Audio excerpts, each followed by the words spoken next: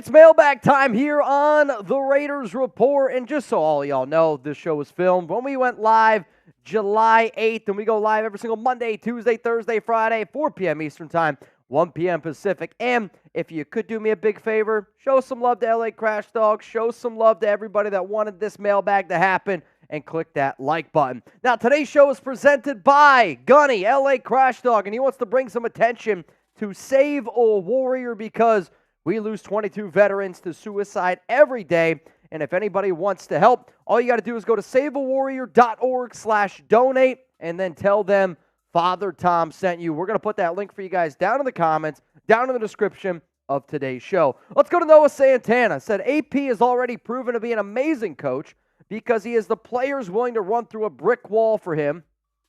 He is a guy willing to still be a student of the game. That means he's going to be able to adapt. So earlier this week, I kind of talked about, I believe that Antonio Pierce is a really smart bet for NFL Coach of the Year because there's no expectations around AP. He was 3-1 in the AFC West last season. And then how good the defense was, how good it's going to be this season with all the media attention around the West and all these other coaches. I agree that Antonio Pierce is going to be somebody that he's going to shock a lot of people this upcoming season. Let's go to Nando. Raiders will win 3 West. Also, win the West. Also sign Gilmore. They were 3-1 with AP in the AFC West last season. I also find it funny how many people are putting the Raiders to finish last in the West this year, where, like, the last time they finished in the last, I want to say it's 2018. They've swept the Broncos since 2019. Signing Stephon Gilmore would be a smart move. I think if you sign Gilmore, it makes you the best defense in the NFL, which, why would you not try to do that? Though if you try to sign Gilmore, it's probably going to be about $9-10 million per year. Let's go to my man, Bedthrak. Rest in peace to Khyree Jackson. This was probably one of the most heartbreaking things that I saw over the weekend, and, it just goes to show, just make sure that you love your family members. You give them a big hug. You tell everybody that you care about. You love them. Every single day you wake up, you go to bed because it can change like that in a heartbeat. This was a tough one, a player that, we talked about a bunch. My heart's broken for that family. My thoughts, my prayers, there's not enough words that I could possibly say for Khyree Jackson, Minnesota Vikings organization, and that family in general, man. Very, very sad stuff. Let's go to Lance here. What's the latest on Kolton? And if he can't play, then what is our line? Luckily, I actually spoke to somebody close to Miller over the weekend. He's going to be good to go for training camp, so we should be all good there, unless he suffers a setback here in the next 2 weeks, which, God forbid, I don't know how that's going to happen. But if Kolton is unable to go for whatever reason, he's going to be okay for the regular season. Let's just put out there into the universe. But, let's be crazy and let's say Kolton Miller's not ready to go for week 1. I actually think that you're probably looking at some sort of combination between Thayer Munford, Andres Pete, of who would potentially compete to be that left tackle. So you know what? Before I kind of break this all down a little bit more in depth, this is going to be the pinned comment here on today's show. I think this is a good one for the pinned comment. If Kolton Miller is out, who plays left tackle for the Las Vegas Raiders? You're about to get it with the YouTube ad break. Scroll on down, give me your answer, and after this ad break will be my answer. To me, who plays left tackle for the Raiders, I actually do think they're going to end up saying it's Andres Pete, where one of the reasons why the Raiders signed Pete as soon as the NFL draft ended, and Antonio Pierce even said, he's going to predominantly stay on the left side. I'm not saying that Thayers doesn't have that opportunity, but why would you not want your young player getting his first starts at right tackle to potentially stay at right tackle? Pete also has some injury concerns for his own. The Raiders are very confident in Munford's ability to play tackle, left tackle. So, if Pete's also unable to go, and if Miller's also unable to go, you could kick Thayer Munford over to left. And remember, they drafted DJ Glaze, who could potentially play right tackle. Let's go to Noah Santana, the best mustache in the game. How good can Brock Bowers be at running the ball? Would that be in Luke Getsy's game plan, maybe? He's probably athletic enough. He's great after the catch to be able to do it, but I don't think it's what they're going to do with Bowers. He's going to line up at the H-back, kind of like the way the Niners use Kyle Juszczyk. He's going to line up in the slot and at tight end. I did have the opportunity last week to talk to one of my friends who's a longtime Brown. He makes videos for the Browns and told me something that one thing that Cleveland used to do with Harrison Bryant was they kind of used to do like almost like a tush push or QB keepers with Harrison Bryant. It could be something to look at of maybe the Raiders, and I hope that we remember this, of like if the Raiders are 4th and goal, do you bring in a Harrison Bryant who apparently has some experience playing or doing this whole like tush push thing with Cleveland? Just something to think about. So maybe it's him and not Brock Bowers. Let's go to Michael Macias. You're next up here on the show. Would it be worth the trade for another star wide receiver like Brandon Ayuk or CeeDee Lamb? I mean, here's the thing, guys. If you trade for CeeDee Lamb, you're giving up multiple first-round picks. I think it's going to be very close to what, the Raiders ended up giving up for Devontae Adams. And then you got to pay him $32 million a year, right? So you're not really going to pay a receiver when you have Devontae, a receiver who, remember, he's on the books these next 2 seasons. Not this year in 2024, but 2025, 2026 for $44.1 million. They're not going to – the only way that you're trading for CeeDee Lamb or Brandon Ayuk is if you trade away Devontae Adams and you don't want anything to do with his contract. So my answer to this would be no. If the Raiders do make a big-time trade, if they make a big-time signing, if anything major happens around the silver and black, I want you always to know that we're going to make a video around it. We're going to be pumping out content all year long. In fact, nobody makes the amount of content that we do. I actually had a Raider fan tell me the other day, you guys make too much content. Hey, if too much free content is bad, then guess what? We're not the channel for you. But I do want to give some shout-outs here to some of our new subs. Torres, Aaron, Nelly, and Rain525. Salute y'all for joining the Raiders Report family. Let's go to God Family and Raiders for Life. Who should get the DC position if Patrick Graham gets a head coach job next season? Marvin Lewis, Rob Leonard, or someone else? I'm glad that you threw in Rob Leonard here because that would be my pick. And to me, Rob Leonard is one of the best defensive football minds that there is. And the NFL knows it. The Raiders know it because an easy way to see sometimes who are some of the coaches that are very well respected are some of the coaches that show up at the East-West Shrine game, Senior Bowl, all that kind of stuff. Rob Leonard would be the pick that I would have. I do think Patrick Graham is going to get some head coaching looks next season just because of how talented of a coach that he truly, truly is and how great we see this Raiders defense going. But guess what? Yeah, I'm going to promote Rob Leonard. That would be my pick for defensive coordinator. Let's go to Dan. How many catches for Laube this season? My number is somewhere around 20. And that's actually probably a pretty high number for a lot of people that don't follow the Raiders just because they don't really anticipate Laube to get all that much work. But I know for a fact that this team loves Laube. Laube's getting a lot of attention around him. He's a hell of a running back. He's a hell of a playmaker, hell of a person. They love what they have in the young guy out of New Hampshire, and I think that the nation's going to see what they got. Now, we still got some more questions coming up here again, and if you're watching this live, hashtag Raiders or Super Chat to get those questions and comments on the show. But today's mailbag is sponsored by LA Crash Dog, and I want y'all to go, please, show some love to the nation. Show the love to all of our veterans. If you enjoyed your 4th of July weekend, there's a reason why you were able to do it. Go to saveawarrior.org/donate and tell them Father Tom sent you. So the message that I'm about to read is a message from LA Crash Dog, longtime Raiders Report watcher, on why you should go help save a warrior. I want to bring attention to Save a Warrior. LA Crash Dog is an ambassador for Save a Warrior, where we help military veterans and first responders struggling with PTSD and suicide. Save a Warrior doesn't charge them anything to attend, so that means Save a Warrior relies solely on donations to get the veterans and first responders through the program. And they are not a big organization like Wounded Warrior, so they need all the help that we can give them. Although they're not as big, they're having much more success with a 99.5% success rate since 2012. However, we lose 22 veterans to suicide every day, so the need is urgent. So I'm asking the nation to give whatever you can to Save a Warrior at saveawarrior.org/donate. Tell them Father Tom sent you. Thank you from the bottom of my heart, Raider Nation, and thank you to all the real ones out there who keep helping us do this thing right here. So this right here is LA Crash Dog, a veteran. I'm rocking a Sean Martinez jersey. He's a veteran. I wore a jersey earlier on today's show, Hellcat Q. We got a lot of veterans that do this show. And if you guys want me to keep putting out Save a Warrior, to keep this message going, believe me, I'm going to continue to do it. And I've had a lot of awesome messages from Raider fans. I've had a lot of messages from people that were veterans that had no idea that Save a Warrior existed. Bottom line is we do a lot of crazy shenanigans stuff. But always remember, at the end of the day, we are a family. And if this is important to Crash Dog, it's important to me, and I hope it's important to you. SaveAWarrior.org/donate. Tell them Father Tom sent you. Let's go to the next question coming in here from Drew. Sue and Unique would be great additions to the D-line. I'll say this. If you're going to spend money on DT and if you're going to go out and spend money on edge, there might be some better players out there that you could potentially look at. Like, I'd rather go get Emmanuel Ogbah.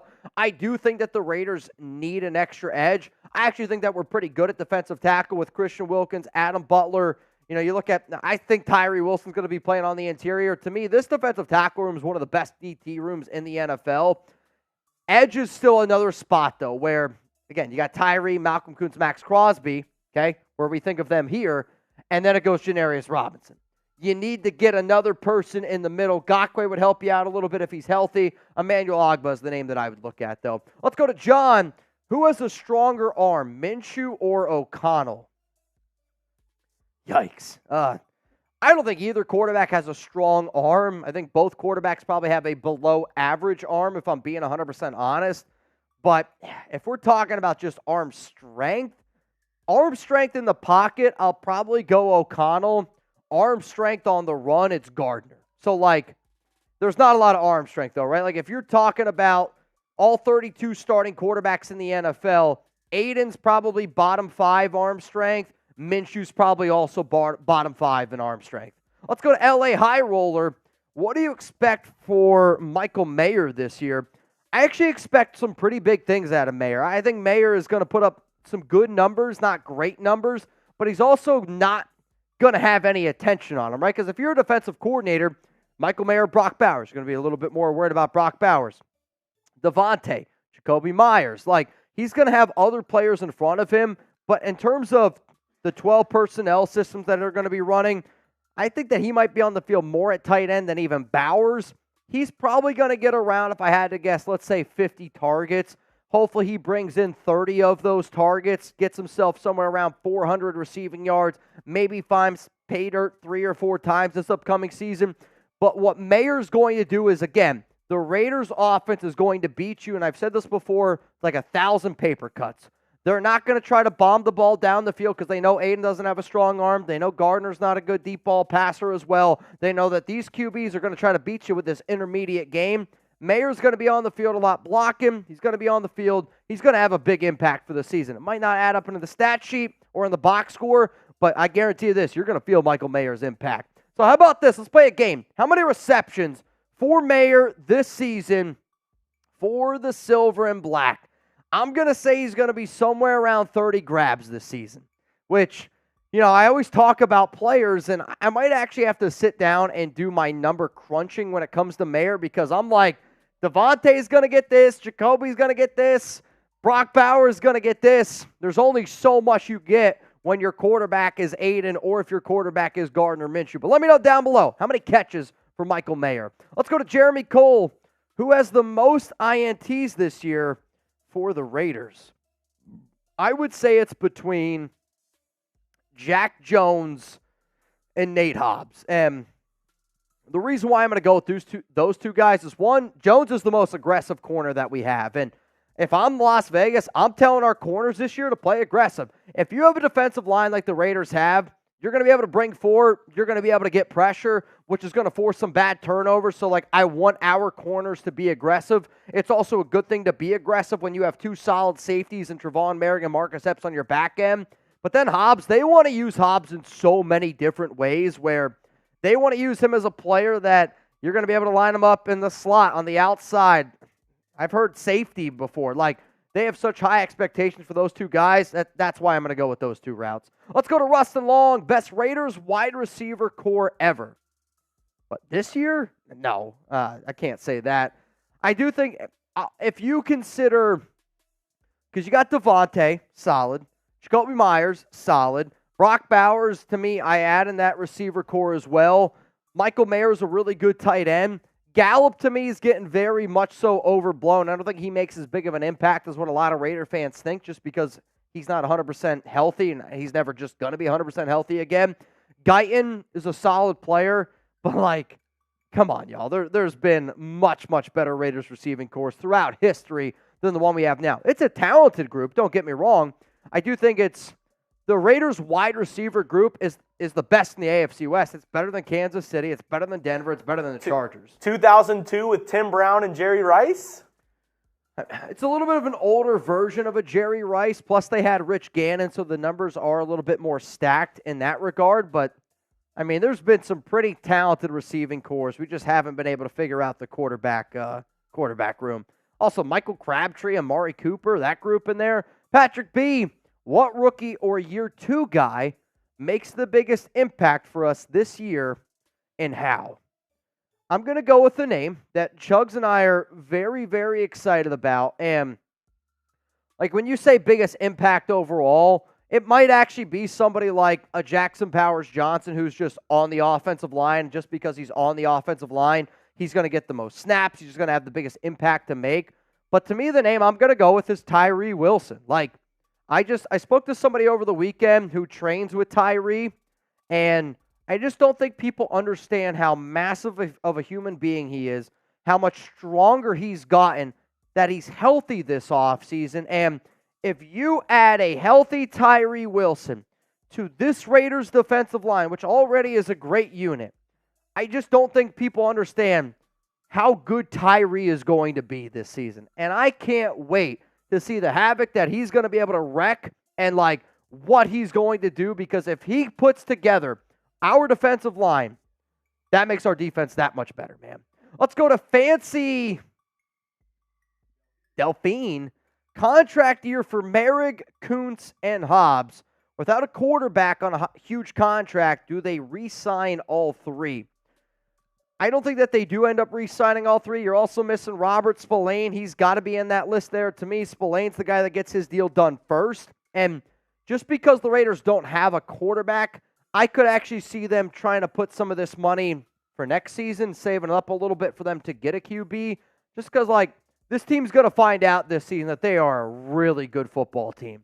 They just don't have a quarterback. And I know people are going to say, I was actually very surprised by the amount of people that were upset with me saying that Aian O'Connell has to earn his right to start week 1, which blows my mind. I also think that Gardner Minshew has to earn his right to start week 1, right? But the Raiders are going to find out this season that they are a quarterback away from being a really, really, really good football team. So, like, could they do this and where they can give some money here to some of these guys? Yes, absolutely. But also, I think that they want to be safe, and they say, well, what happens if we need to be able to go out and pay a quarterback? Because they're not going to be in a position to draft somebody high because they're a good football team. But, like, you might have to pay somebody next offseason. Let's go to Jake. Love the trade show. What about Judon for me? From New England. I'm glad you enjoyed the trade show. Not everybody loves when I do crazy trades. I'll say Matthew Judon is an intriguing player because the Raiders do need another edge rusher. And I don't see New England giving up on him now. And if you're the Patriots and you're at the NFL trade deadline, right? Like, I don't anticipate the Patriots being a very good team this year. The trade deadline is November 5th at 4 p.m. Eastern time. Judon is also in the final year of his contract. And if the Raiders were to trade for him by the trade deadline, you're essentially paying Judon $1 million per game, okay? So if you trade for him, that means you got week 11, week 12. You're still going to have to pay him in week 10, even though the Raiders don't play. So, like, you're going to be paying him about $1 million per game is kind of like the way his contract works out. If you're the Patriots and you know that you're not going to be bringing him back, 32 years old, somebody who could help you out at edge, I think if they did this, it would mean that either Malcolm hasn't been living up to the hype, Tyree hasn't been doing his thing, Max hasn't, been doing his thing, or one of those guys got hurt. But, like, not going to happen now. Could happen down the road. Let's go to God Faith, Raiders for life. Gilmore at $10 million per year or Witherspoon at $2 million per year at corner/starter depth. I'm going to take Gilmore. To me, we have depth at corner. We have, like, if you add a Witherspoon, to me, that's like adding a Brandon Faison. You know what I mean? Like, yes, he's long and lanky, but Brandon Faison, to me, and Witherspoon are kind of the same guy, where if you go out and you add a Gilmore, that means that a dude like Ja'Cory Bennett can learn. A guy like MJ Devonshire can learn. A guy like DeCamerion Richardson can learn for a whole year. Like, think about how much we talked about a quarterback learning, like a young rookie, if we were to draft one, learning for just an extra year. I do think at corner, you can look at it the exact same way, where, like, I do think Jacorian has some benefits to him. Like, he has some talent. He just needs to be able to put it together here a little bit more. You go out and you add Stephon Gilmore, you give some of those younger players, which quite frankly, and no disrespect to Brandon Facyson, I don't really care about Brandon Facyson. I care about DeCamerion Richardson, MJ Devonshire, Jacorian Bennett, those three guys. You need one of those three players to be able to figure it out, because Jack Jones has figured it out. Nate Hobbs has figured it out. Adding Stephon Gilmore for 1 year, that allows one of those three players this season to figure it out, and then you throw them into the fire the following season. If I missed your question, always remember you can hit me up on IG and on Twitter, at Mitchell Renz 365. We do a lot of different shows here on the Raiders Report, and I know that once the season gets going, it's even harder to get in contact with me. So, like, I mean it. The offseason is the time of the year where you guys can get a hold of me a lot easier. So please give me a follow on social media, at Mitchell Renz 365.